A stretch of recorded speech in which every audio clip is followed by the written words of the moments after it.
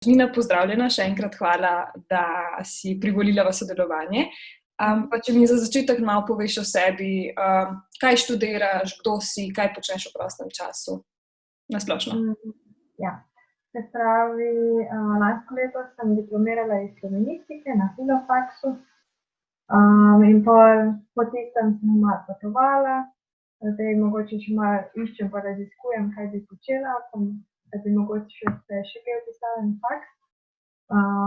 Trenutno pa ja, ker je situacija taka, sem doma, da ja. V prostem času pa ja, veliko se ukvarjam tudi s prostovoljstvom, to je tudi razlog, da imamo zdaj en tale intervju, tako da ja. Pa se bova kar spustili v to prostovoljstvo. Jaz sem te našla preko Slovenske filantropije. Kako si pa ti izvedela za Slovensko filantropijo? Kakšna je bila vloga Slovenske filantropije pri tvoji prostovoljski izkušnji? Ja, se pravi, za Slovensko filantropijo vem že dalj časa, ker sem že večkrat brskala po spletni strani, pa iskala kakšno prostovoljsko delo, malo za zraven faksa, ali že v srednji šoli vem, da sem brskala, ker so mi zelo zanimive objave.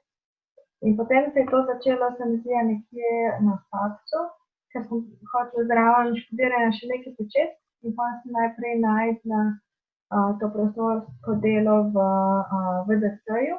Tam sem vodila kuharske delavnice in se je potem to začelo in sem vedela, da je Slovenska filantropija vedno tam. Je nek portal, kjer najdemo različna dela, ne vem, se mi zdi, da se za vsakega nekaj najde. In tam se je začelo in potem postopoma sem potem kasneje najdla tudi delo v Slovenskem veganskem društvu tudi tam. In se mi zdi, da je pol tudi odskočna deska, da sem kasneje tudi iskala prostovoljska dela tudi v tujini in da sem vedela, da obstajajo potem tudi spletne strani za tujino in se mi zdi, super kraj, kjer lahko najdeš nekaj za početi. In zdaj v bistvu kot prostovoljka delaš v Slovenskem veganskem društvu, a ne? A mi lahko malo opišeš, kako izgleda, ne vem, ali en tvoj tipičen dan kot prostovoljka pri veganskem društvu ali pa kaj ponavadi počneš? Prav, večina dela je razne stojnice na dogodkih. Recimo, ne vem, po različnih krajih v Sloveniji, recimo dogodek, ne vem, kjer imamo predavanje o veganstvu, imamo kuharsko delavnico. Včasih so te večji dogodki, kakor je, ne vem, sejem na gospodarskem razstavišču, potem tam stojnico in pol na tej stojnici, recimo, se prej že pripravljamo, se tudi že malo več koordiniram tudi, ampak recimo večina dela je tam na tej stojnici, recimo najprej postavimo vse prospekte, vse knjige, ki jih prodajamo, potem pa tam se veliko pogovarjamo z ljudmi, z mimoidočimi in dajemo te letarke in se pogovarjamo o veganstvu, včasih tudi kaj kuhamo, delimo hrano in ne vem, spoznavamo med sabo tudi zraven vsega in ja, tako recimo. Ja, bi pa rekla, ja, da moje dva najljubša dogodka v letu sta pa kuharska delavnica, ko je v velikem veganskem izzivu v januarja. Organiziramo kuharsko delavnico, kjer sem tudi ena izmed organizatork. In pa potem avgusta, ko je Vegafest, ki je pa največji festival veganstva v Sloveniji in potem tam je pa različna, ogromno različnih del in potem se za vsakega najde nekaj, kar ga najbolj zanima. Verjetno, mislim, kakor sem razumela, je velik del tvojega prostovoljskega dela tudi, da se pogovarjaš z ljudmi, da jim predstaviš veganstvo in ga približaš. In o veganstvu se govori vse več in v Sloveniji in po svetu, ampak verjetno še zmeraj naletiš na določene zadržke pri ljudeh. In me zanima, kako veganstvo približati največjim dvomljivcem, tisti, ki res, ne bom rekla proti, ampak imajo največ dvomov. Ja, to je tako zelo zapleteno vprašanje, ker nimam niti še popolnega odgovora. Meni se zdi najprej na splošno, da mora biti vse različne oblike veganstva, od aktivizma, od teh dogodkov, o katerih se govori v medijih in so vsi grozno proti, od, ne vem, tistih, ki radi kuhajo pa objavljajo na splet, od nas, ki smo društvo in se pogovarjamo z ljudmi na stojnicah. Čim več različnih vrst, ker recimo za vsakega je pomembno nekaj drugačnega, recimo. Recimo, jaz sem, ne vem, sem gledala nekaj na Instagramu, pa vidim en izsek iz knjige, pa sem mislila, sem to pa res. In potem sem začela brskati in brati več o tem.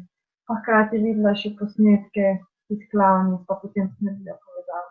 Tako da, recimo, meni najlažje, recimo, največji dvomljivci, jaz kregam se z nobenim ne, ker vem, da če nikoga ne zanima in se noče o tem pogovarjati in pa nišče bi se rad pogovarjal o tem, ampak sam, da bi me provociral, s takimi se ne spuščam v debato, ampak če pa nekoga že zanima, se pa z veseljem pogovarjam in z veseljem delim informacije, če ga karkoli sam zanimajo.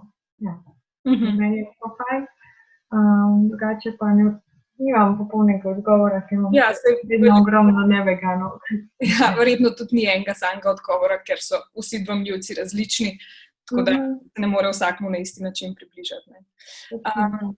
Omenila si torej te, ki pa jih veganstvo že zanima, ki so radovedni in mogoče, ki so o veganstvu razmišljali že pred udeležitvijo na delavnicah, na predavanjih in tako naprej.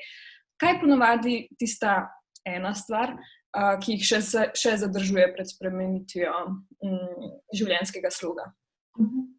Ja, meni se zdi, je to neko udobje in navada, ker recimo, ne vem, vstaneš, vzameš, ne vem, mleko iz hladilnika, si ga vliješ v tamo in niti ne razmišljam o stvareh, ker sem tudi na avtopilotu, meni se zdi, je to in recimo ta okolica potem tudi zelo vpliva na to.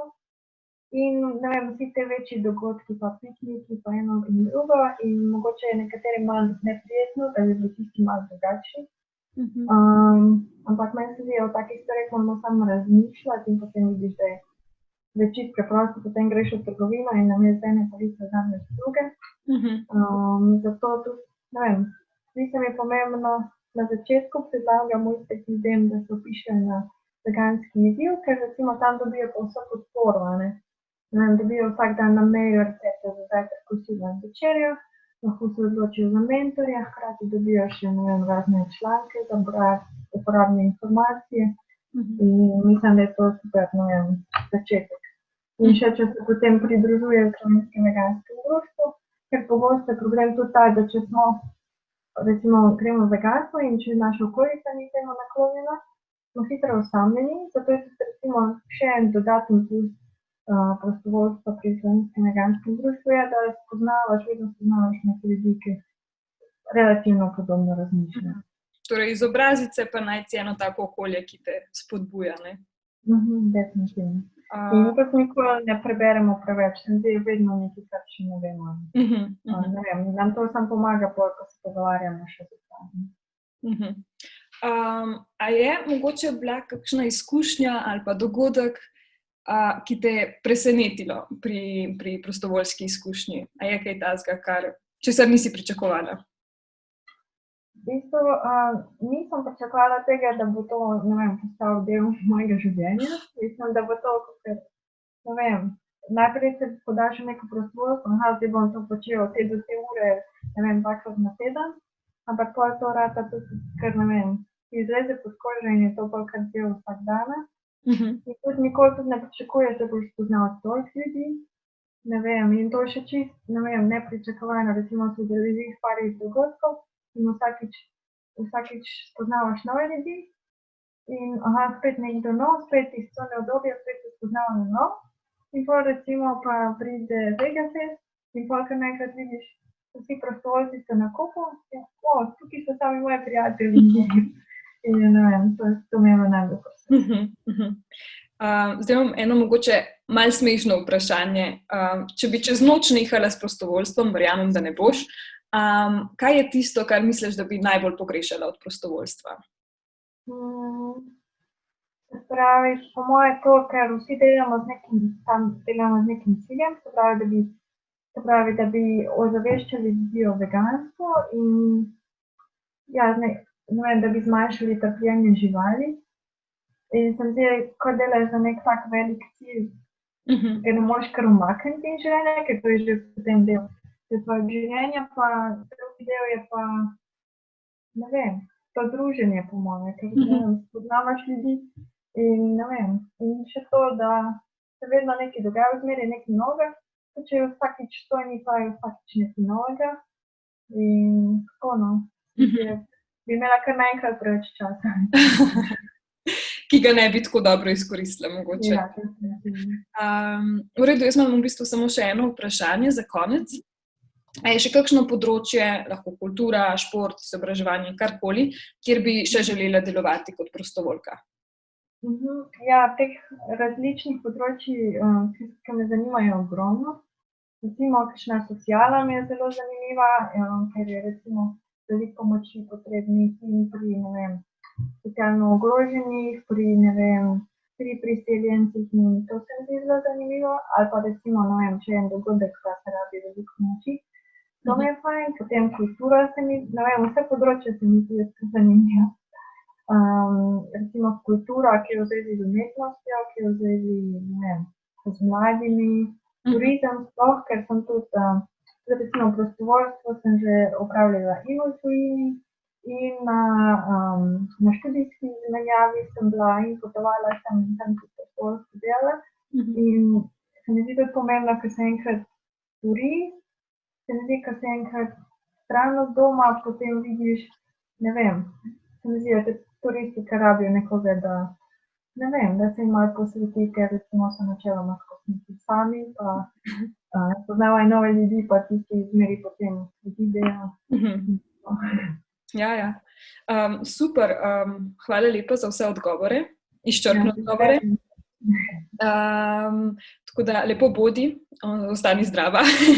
Hvala enako. Še lepih prostovoljskih izkušenj.